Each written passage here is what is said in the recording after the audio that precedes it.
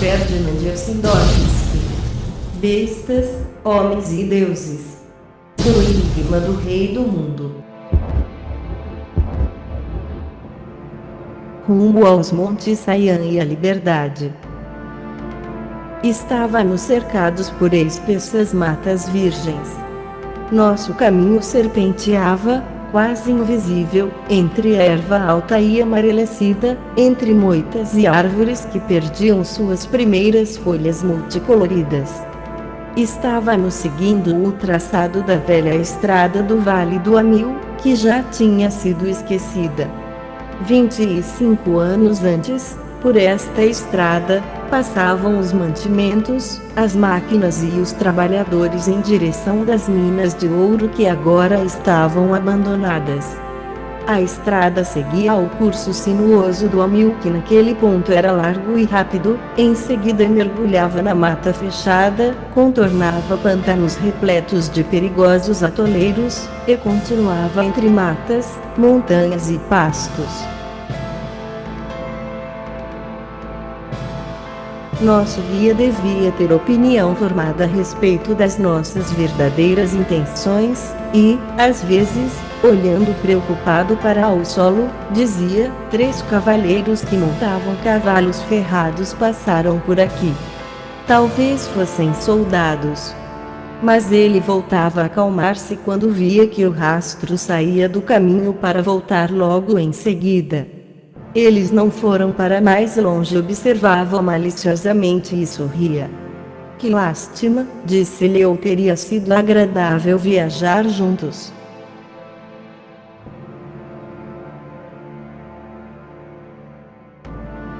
Contudo, o camponês não respondeu e coafiou a barba, rindo. Era evidente que nossas afirmações não o convenciam.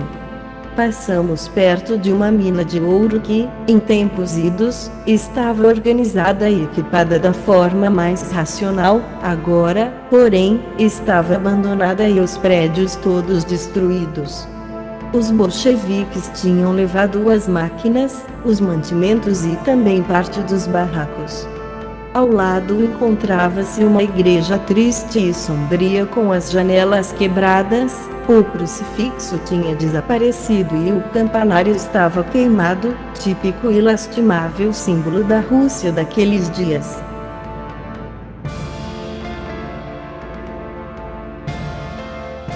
O vigia e sua família, quase mortos de fome, viviam na mina, expostos a privações e perigos contínuos.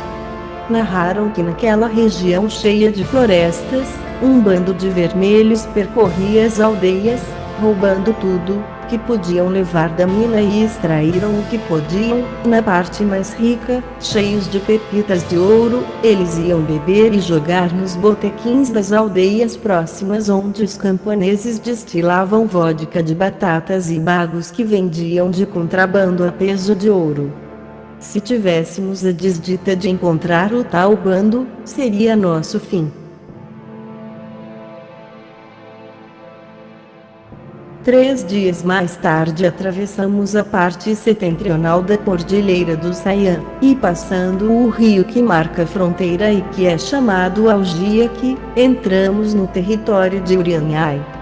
Estávamos tomando chá quando ouvimos a filha de nosso hospedeiro gritar: "Aí vem os coiotes!" 4 homens armados de fuzis e com chapéus pontudos entraram rapidamente. Mendé, disseram, a seguir passaram a examinar-nos sem nenhuma cerimônia.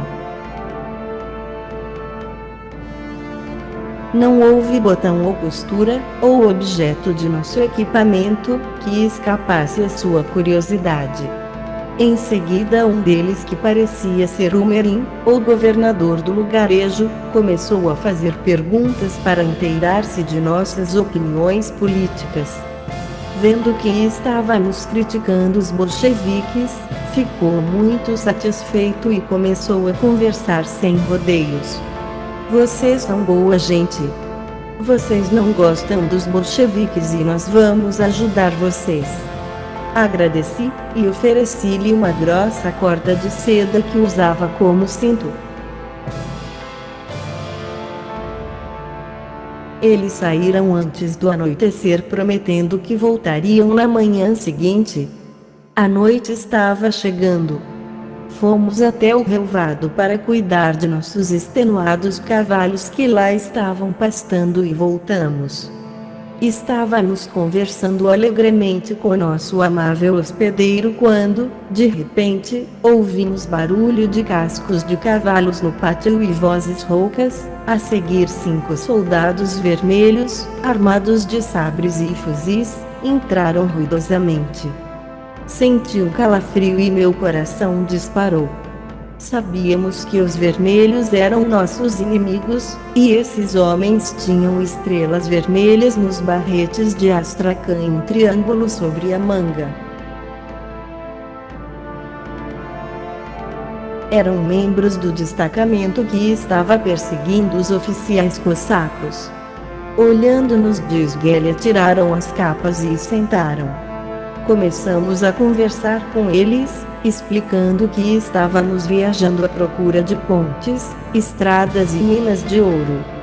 Ficamos sabendo que o comandante estava por chegar com mais de 7 homens, e que eles queriam contratar nosso hospedeiro como guia para chegar até o Seibi, crendo que ali estavam escondidos os oficiais cossacos.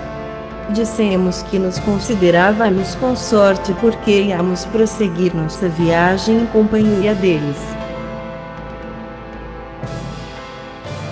Um dos soldados respondeu que isso dependia do camarada oficial. Enquanto estávamos conversando, chegou o governador Soyote. Ele observou atentamente os recém-chegados e perguntou: por que vocês tiraram os cavalos bons dos Soyotes e deixaram os seus que não valem nada? Os soldados começaram a rir. Lembrem-se que estão num país estrangeiro, falou o Soyote com voz ameaçadora. Por Deus e pelo diabo, gritou um dos oficiais. Mas o Soyote, muito calmo, sentou à mesa e aceitou uma xícara de chá que nossa hospedeira estava lhe oferecendo. A conversa cessou. O Soyote tomou seu chá, fumou seu comprido cachimbo e, levantando-se, falou: se amanhã de manhã os cavalos não forem devolvidos a seus donos, viremos buscá-los. Logo em seguida foi-se embora. Percebi que os soldados ficaram preocupados. Um deles afastou-se para levar uma mensagem e os outros ficaram em silêncio e cabisbaixos. Durante a noite chegou o oficial com os 7 soldados. Depois de ouvir o que ocorrera, franziu o senho. Que enrascada, disse. Teremos que atravessar um pântano, e aí atrás de cada árvore haverá um Soyote de tocaia. Ele parecia realmente aborrecido e por essa razão não prestou muita atenção aos nossos papéis. Tentei acalmá-lo dizendo que ia ajeitar as coisas com os Soyotes. No dia seguinte, este oficial era um brutamonte simplório, criatura grosseira e sem inteligência, cuja ambição era prender os oficiais cossacos para ser promovido, e temia que os Soyotes não o deixassem alcançar o Seibi. Saímos juntos com o destacamento vermelho ao raiar do dia. Depois de percorrer cerca de 15 quilômetros, vimos 2 cavaleiros atrás de algumas moitas. Eram os Soyotes. Levavam a tiracolo seus fuzis. Espere por mim, disse eu ao oficial. Quero ver se consigo conversar com eles. Galopei rapidamente naquela direção. Um dos cavaleiros era o governador dos Soyotes, que me disse: fique atrás do destacamento e dê-nos uma mão. Está certo, respondi-lhe. Mas fique falando um pouco comigo para eles pensarem que estamos negociando um acordo. A seguir apertei a mão do Soyote e voltei para perto dos soldados. Está tudo combinado, gritei. Podemos continuar nossa marcha. Os Soyotes não se oporão. Continuamos avançando, e quando estávamos atravessando um grande pasto pudemos ver, bem longe, dois coiotes galopando a rédeas soltas, subindo pela encosta da montanha. Aos poucos completei a manobra necessária para ficar com meu companheiro atrás do destacamento. Só havia um soldado atrás de nós, de aparência idiota e visivelmente hostil. Tive o tempo de soprar ao ouvido de meu companheiro uma única palavra, Mauser, e percebi que estava cautelosamente abrindo seu bolso e livrando a coroinha da grossa pistola. Não demorei muito a entender por que os soldados, apesar de serem excelentes mateiros, não queriam tentar o caminho até o Sebi sem um guia. Toda a região entre o Algiak e o Sebi é formada por estreitas serras, separadas por vales profundos e pantanosos. Era um lugar maldito e perigoso. Os cavalos afundavam na lama, avançando com dificuldade, e depois caindo e arrastando seus cavaleiros. Mais adiante, os cavaleiros montados estavam com a água até os joelhos. Meu cavalo sumiu, peitoril e cabeça, na lama vermelha e fluida, e tivemos um trabalho enorme para livrá-lo. O cavalo do oficial arrastou seu cavaleiro na queda. O oficial feriu-se na testa, batendo numa pedra. Meu companheiro feriu-se no joelho batendo contra uma árvore. Outros homens caíram, ferindo-se. Os cavalos fungavam ruidosamente. Por perto ouviu-se o crocetar de um corvo. 3 disparos ecoaram de repente. O ruído não foi muito mais intenso que a detonação de uma carabina Flaubert, mas os tiros eram reais porque 2 soldados e oficial caíram ao solo. Os soldados apontavam seus fuzis, olhando em volta à procura do inimigo. Logo mais 4 tombaram e percebi que o soldado Brutamontes da retaguarda estava apontando a arma em minha direção. Minha pistola Mauser, porém, foi mais rápida. Atirem, gritei, e entramos no tiroteio. Em breve o relvado estava repleto de coiotes que revistavam os mortos, dividiam os despojos e recuperavam seus cavalos. Num certo tipo de guerra não é aconselhável permitir que o inimigo retome as hostilidades com forças esmagadoras. Depois de 1 hora de caminho difícil começamos a subir a montanha e em pouco tempo alcançamos um planalto repleto de árvores. Parece-me que os coiotes não são totalmente pacíficos, falei enquanto me aproximava do governador.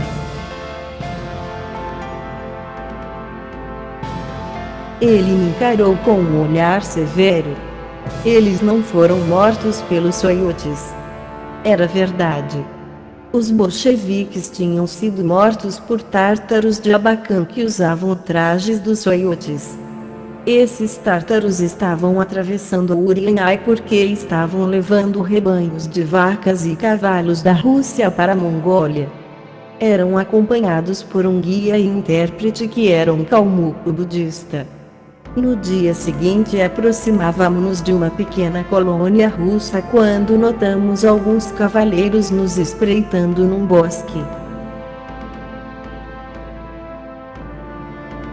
Um jovem tártaro do nosso grupo dirigiu-se corajosamente para aquela direção, mas voltou logo ao galope e falou-nos com um largo sorriso: "Está tudo bem, podemos continuar."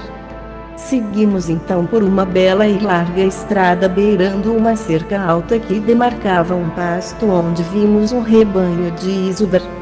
Os colonos criam esses alces por causa dos chifres que eles vendem aos mercadores de remédios do Tibete e da China, quando ainda estão recobertos por sua fina película e recebem por eles um preço muito alto. Os chifres, depois de fervidos e secos, são chamados panti e são vendidos aos chineses por muito dinheiro. Os colonos estavam nos esperando, muito assustados. Graças a Deus, gritou nossa hospedeira. Estávamos já acreditando que, mas não continuou e olhou para o marido. Fim deste capítulo.